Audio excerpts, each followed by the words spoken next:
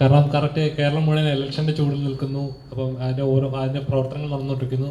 കൃത്യം ഇലക്ഷന് ഇത്ര ദിവസങ്ങൾക്ക് മുമ്പ് തന്നെ ഇതുപോലൊരു ചിത്രം വരുന്നു, അതും പൊളിറ്റിക്കൽ റിലേറ്റഡ്. വല്ലാത്തൊരു കോയിൻസിഡൻസ് ഫീൽ ചെയ്യുന്നു. അല്ല, അത് കോയിൻസിഡൻസ് തന്നെയാണ്, അതുകൊണ്ട് അങ്ങനെ ഫീൽ ചെയ്യുന്നത്. അല്ലേ? കാരണം എന്തോ വെയിറ്റ് ചെയ്ത് 2019 തുടങ്ങിയതാണ് ഞങ്ങൾ ഈ ശ്രമം. അത് അദ്ദേഹം പറഞ്ഞല്ലോ, ആദ്യ പിണറായി സർക്കാരിൻ്റെ കാലത്താണ് ഇതിൻ്റെ പ്രാഥമികമായിട്ടുള്ള ചർച്ചകൾ നടക്കുന്നത്. ഇത് ഷാരിസ് മുഹമ്മദ്, നമ്മളുടെ ജനഗണമനയൊക്കെ എഴുതിയ ഷാരിസ് മുഹമ്മദ് എൻ്റെ അടുത്ത് 2019 ഒരു കഥ നരേറ്റ് ചെയ്യുന്നത്. അദ്ദേഹം ഒരു സ്ക്രീൻ പ്ലേ ആയിട്ടാണ് വന്നത്, എന്ന് പറഞ്ഞാൽ ഒരു ഓർഡർ സീൻ, റഫ് ഓർഡർ. പക്ഷേ അതിനകത്ത് ഒരു മൊമെൻറ്റ് എനിക്ക് ഭയങ്കര സ്ട്രൈക്കിംഗ് ആയിട്ട് തോന്നി. അപ്പോൾ ഞാൻ ഷാരിസിനോട് പറഞ്ഞു, ഷാരിസ്, ഈ മൊമെൻറ്റ് വെച്ചിട്ട് എനിക്ക് എൻ്റെ ഒരു ട്രീറ്റ്മെൻറ്റ് എഴുതിയാൽ കൊള്ളാം എന്നുണ്ട് എന്ന് പറഞ്ഞപ്പോൾ അദ്ദേഹം പറഞ്ഞു അങ്ങനെ ചെയ്യൂ എന്ന് പറഞ്ഞപ്പോൾ ഞാനൊരു സ്ക്രീൻ പ്ലേ ഉണ്ടാക്കി. അപ്പം ഷാരിസ് എന്നോട് പറഞ്ഞു, ഇത് നിങ്ങൾ ചെയ്യുന്നതായിരിക്കും ബെറ്റർ എന്ന് പറഞ്ഞാൽ അങ്ങനെ ഞങ്ങൾ ആദ്യത്തെ ഒരു ഡ്രാഫ്റ്റ് ഉണ്ടാക്കി. എനിക്കൊന്ന് 2019 തന്നെ നിവിനുമായിട്ട് ഞങ്ങൾ ചർച്ച തുടങ്ങിയതാണ്.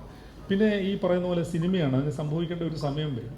ഈ സിനിമ അപ്രതീക്ഷിതമായിട്ട് നിവിന് അങ്ങനെ ഒരു ഗ്യാപ്പ് വന്നപ്പോൾ നിവിന് ഞാനും കൂടി എടുത്തൊരു തീരുമാനം, 100 ദിവസം ഷൂട്ട് ചെയ്യുന്നു, പോസ്റ്റ് പ്രൊഡക്ഷൻ കഴിയുന്നു.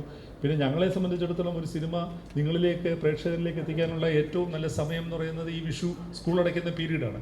അപ്പോൾ തന്നെ ഇലക്ഷൻ സംഭവിക്കുന്നത്. അതുകൊണ്ടാണ് ഞാൻ പറഞ്ഞത് ആകസ്മികത അതിനകത്തുണ്ട്, കോയിൻസിഡൻസ് ഉണ്ട്. അതുകൊണ്ടാണ് താങ്കൾക്കത് കോയിൻസിഡൻസ് ആയിട്ട് തോന്നുന്നത്. അതേപോലെ ഇപ്പം അന്ന് ട്രെയിലർ ലോഞ്ചിൻ്റെ അന്ന് സാറ് പറഞ്ഞായിരുന്നു, ഇതിൻ്റെ പൂർണ്ണ ഉത്തരവാദിത്തം എനിക്ക് മാത്രമാണ്, എന്തുണ്ടെങ്കിലും അതിൻ്റെ പൂർണ്ണ ഉത്തരവാദിത്തം ഏൽക്കാൻ ഞാൻ റെഡിയാണ് എന്നുള്ളത്. തീർച്ചയായിട്ടും ആണല്ലോ. അപ്പം അതിനകത്ത് എന്തോ ഒരു സ്പാർക്കിംഗ് ഉണ്ട് എന്നൊരു മാർക്കല്ല. ഇവരെയൊക്കെ എന്തിനാണ് അതിനകത്ത് പിടിച്ചിടുന്നത്? ആ സിനിമയ്ക്ക് എന്ത് സംഗതി വന്നാലും അത് എഴുതി സംവിധാനം ചെയ്ത ഒരാൾ, അതിൻ്റെ പ്രൊഡക്ഷനിൽ കൂടി ഭാഗമായ ഒരാൾ എന്ന നിലയിൽ ആ സിനിമയുടെ ഉത്തരവാദിത്വം ഞാൻ തന്നെയല്ലേ ഓൺ ചെയ്യേണ്ടത്. പിന്നെ അങ്ങനെ ഒരു പിന്നെ എന്താണ്, എന്തു വന്നാലും അതിൻ്റെ ഉത്തരവാദിത്വം ഞാനെന്നുള്ള രീതിയിൽ ഞാനൊന്നും സംസാരിച്ചിട്ടില്ല. ഞാൻ പറഞ്ഞത് ഇത്ര വലിയ മുതൽ മുടക്കുള്ളൊരു സിനിമ ഇത്രയും വിഷമം പിടിച്ചൊരു സാഹചര്യത്തിൽ, ഇപ്പോൾ നമുക്കറിയാം OTT ബിസിനസ്സിൻ്റെ കാര്യം അറിയാം, നമ്മുടെ ഗൾഫിൽ നടക്കുന്ന ഈ ഒരു യുദ്ധസമാനമായ അന്തരീക്ഷത്തെക്കുറിച്ചറിയാം. അപ്പോൾ അങ്ങനെയുള്ള ഒരു സമയത്ത് ഇത്രയും വലിയൊരു സിനിമയായിട്ട് പോകുമ്പോൾ തീർച്ചയായിട്ടും അതിനകത്ത് വലിയൊരു റിസ്ക് ഉണ്ട്. അത് ഞാൻ തന്നെ ഫേസ് ചെയ്യേണ്ട ഒരു സംഗതിയാണ്. അതാണ് ഞാൻ ഉദ്ദേശിച്ചത്, അല്ലാതെ മറ്റു കാര്യങ്ങളൊന്നും അതിനകത്ത് ഉദ്ദേശിച്ചിട്ടില്ല. ഇനി എന്തെങ്കിലും ഉണ്ടെങ്കിൽ പല രാഷ്ട്രീയ പ്രസ്ഥാനങ്ങളും അവരുടെ ആശയങ്ങൾ നാടകങ്ങളിലൂടെ അല്ലെങ്കിൽ എഴുത്തിലൂടെയൊക്കെ ജനങ്ങളിലേക്ക് എത്തിക്കാൻ ശ്രമിച്ചിട്ടുണ്ടായിരുന്നു. പക്ഷേ ഇപ്പോഴത്തെ ഒരു സാഹചര്യത്തിൽ നോക്കിക്കഴിഞ്ഞാൽ സോഷ്യൽ മീഡിയയ്ക്ക് ഇത്രയും വന്നതോടെ അതിൻ്റെ ഒന്നും ആവശ്യമില്ല എന്നാണ് കരുതുന്നത്. അപ്പം കലയിലൂടെ ഈ രാഷ്ട്രീയം പറയേണ്ട ആവശ്യം ഇപ്പം നിലവിലില്ല എന്ന് കരുതുന്നു.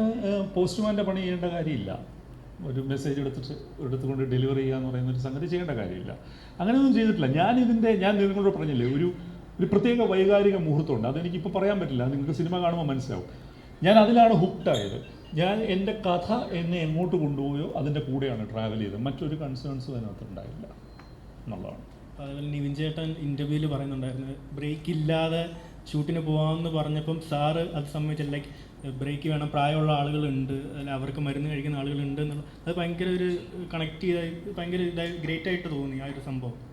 അപ്പം അത് കാരണം എല്ലാവരിലും സാറ് എല്ലാവരുടെയും കാര്യങ്ങൾ നോക്കുന്നുണ്ട് എന്നുള്ളൊരു കാര്യം. കാരണം ഇത്രത്തോളം ജൂനിയർ ആർട്ടിസ്റ്റുകളുണ്ട്, 6000 ആളുകളോട് വെച്ച് ചെയ്തിട്ടുണ്ട്. അപ്പം അതൊക്കെ നോക്കുമ്പോൾ എത്രത്തോളം ഹാർഡായിരുന്നു വർക്ക് ചെയ്യുമ്പോൾ. അല്ല, ഞാൻ പറയുന്നത് അത് എൻ്റെ ഒരു മഹത്വമായിട്ടൊന്നും നമ്മൾ കരുതേണ്ട കാര്യമില്ല. അത് അങ്ങനെ വേണം സിനിമ. ഞാൻ 18 വർഷമായിട്ട് സംഘടനാ രംഗത്ത് പ്രവർത്തിക്കുന്നതാണ്. അപ്പോൾ വളരെ അധ്വാനിക്കുന്ന ഒരുപാട് ആളുകൾ ഇതിനകത്തുണ്ട്. അവർക്കൊക്കെ രോഗങ്ങളുള്ളവരുണ്ട്, വൈഷമ്യങ്ങളുള്ളവരുണ്ട്. അപ്പോൾ കൃത്യമായിട്ട് സിനിമയ്ക്ക് ഒരു സമയവ്യവസ്ഥയുണ്ട്. ആ സമയവ്യവസ്ഥ പാലിക്കപ്പെടണം. അത് ഏത് സെറ്റിലായാലും പാലിക്കപ്പെടണം. എൻ്റെ സെറ്റിലത് ഞാൻ പാലിക്കുന്നു, ബാക്കിയുള്ള സെറ്റിലുകളിൽ ബാക്കിയുള്ളവർ അത് പാലിക്കുമെന്ന് പ്രതീക്ഷിക്കുന്നു. പിന്നെ ക്രൗഡൊക്കെ കുറേ ഉണ്ടായിരുന്നു, അതൊക്കെ നമ്മൾ മാനേജ് ചെയ്ത് ഇതിൻ്റെ ഒരു പ്രോജക്റ്റ് ഡിസൈനിൻ്റെ ഭാഗമായിട്ട് നമ്മൾ മാനേജ് ചെയ്ത് മുൻകൂട്ടി കണ്ട് പ്ലാൻ ചെയ്ത് തന്നെയാണ് പോയത്. ഏതാണ്ട് 100 ദിവസത്തിൽ കൂടുതൽ നമ്മൾ ഷൂട്ട് ചെയ്തിരുന്നു. അതുകൊണ്ടാണ് ഞാൻ പറഞ്ഞത് വലിയ വലിപ്പമുള്ളൊരു സിനിമയാണ്. അതിൻ്റേതായിട്ടുള്ള വൈഷമ്യങ്ങളും ഉണ്ട്, അതിൻ്റേതായിട്ടുള്ള ആനന്ദമുണ്ട് ഈ സിനിമയ്ക്കകത്ത്.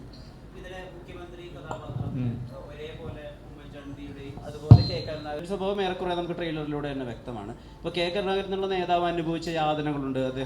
അദ്ദേഹത്തിൻ്റെ മകളുടെ വിവാഹ ദിവസം പോലും പോലീസിൻ്റെ ഒരു നിരീക്ഷണത്തിലാണെന്ന് പറയുന്ന കരിങ്കാലിയാക്കപ്പെട്ട അങ്ങനത്തെ ഒരുപാട് ദുരവസ്ഥകളിലൂടെ കടന്നുപോയൊരു കെ കരുണാകരൻ നേതാവ് കൂടിയുണ്ടല്ലോ. അങ്ങനത്തെ കെ കരുണാകരൻ അനുഭവിച്ച മനോവ്യാപാരങ്ങൾ അല്ലെങ്കിൽ അങ്ങനത്തെ കാര്യങ്ങൾ അങ്ങനെയല്ല ഞാൻ ഉദ്ദേശിച്ചത്. കഥാപാത്ര നിർമ്മിതിയിൽ കൊണ്ടുവരാൻ ഞാൻ ശ്രമിച്ചത്. ഉദ്ദേശിച്ചത് ഇപ്പോൾ ഉദാഹരണം പറയുകയാണെങ്കിൽ ലീഡർ കെ കരുണാകരനോട് ഒരിക്കൽ പത്രക്കാരൻ ചോദിച്ചു, അങ്ങ് ഇത്രയും നാളായല്ലോ രാഷ്ട്രീയ പ്രവർത്തനം നടത്തുന്നു, തിരിഞ്ഞു നോക്കുമ്പോൾ അദ്ദേഹം അങ്ങ് എന്താണ് കാണുന്നതെന്ന് ചോദിച്ചപ്പോൾ പുള്ളി നേരെ തിരിഞ്ഞു നോക്കി. നേരെ തിരിഞ്ഞു നോക്കിയിട്ട് പറഞ്ഞു, മോനെ ഈ ഭിത്തിക്കകത്ത് ഇങ്ങനെ ഒരു പടമാണ് ഞാൻ കാണുന്നത് എന്ന് പറഞ്ഞു. അങ്ങനെ പറയുന്ന ഒരു കെ കരുണാകരനുണ്ട്, ഭയങ്കര ടങ് ഇൻ ചീക്കായിട്ട് സംസാരിക്കണം. അത്തരം ചില ട്രെയ്റ്റ്സ് ഈ കഥാപാത്രത്തിനുണ്ട്. ഇതെന്താ പ്രശ്നം എന്ന് വെച്ച് കഴിഞ്ഞാൽ അതിപ്പോൾ എനിക്ക് മാത്രമല്ല, എനിക്ക് മുമ്പ് വന്ന വലിയ തിരക്കഥാകൃത്തുക്കളുണ്ട്, രഞ്ജി പണിക്കരായാലും ദാമോദരൻ മാഷായാലും ഒക്കെ. അപ്പം നമുക്കിത് സമൂഹത്തിൽ നിന്നും നമ്മൾ കാണുന്ന ആളുകളിൽ നിന്നുമാണ് നമ്മൾ ഇതിൻ്റെ എലിമെൻറ്റ്സ് സ്വീകരിക്കുക. എന്ന് വെച്ചാൽ അവരല്ലാതെ അതിനകത്ത് ഒരുപാട് ഫിക്ഷൻ. ഇപ്പം നമുക്ക് നിങ്ങൾ എപ്പോഴും ഉമ്മൻചാണ്ടി എന്ന് പറയുന്നുണ്ട്. അദ്ദേഹത്തിന് 2 പെൺകുട്ടികളും ഒരു മകനുമാണുള്ളത്. ഈ സിനിമയിൽ 2 ആൺകുട്ടികളാണ്. പക്ഷേ ഇങ്ങനത്തെ ഇതുകളുടെ നന്മയുടെ സത്തുണ്ടല്ലോ. ഇപ്പോൾ കെ കരുണാകരൻ വികസനത്തിനോടൊപ്പം ചേർന്ന് നിന്നത്, അല്ലെങ്കിൽ ഇപ്പോൾ ഉമ്മൻചാണ്ടി കല്ലെറിഞ്ഞ അദ്ദേഹത്തിനോട് കേസ് എടുക്കണ്ട എന്ന് പറഞ്ഞ നന്മവശം, അതൊക്കെ ശരിക്കും സിനിമാറ്റിക്കലിയും കൂടി യൂസ് ചെയ്യാൻ പറ്റാവുന്ന ഒരു നന്മയുടെ ആർക്ക് കൊടുക്കാവുന്ന ഏരിയ അല്ലേ എന്നാ ചോദ്യം. അത് നമുക്ക് നോക്കാം, സിനിമ കാണാം, ഒരു ദിവസം കൂടിയല്ലേ ഉള്ളൂ. കണ്ടു കഴിയുമ്പോൾ അത് മനസ്സിലാവും.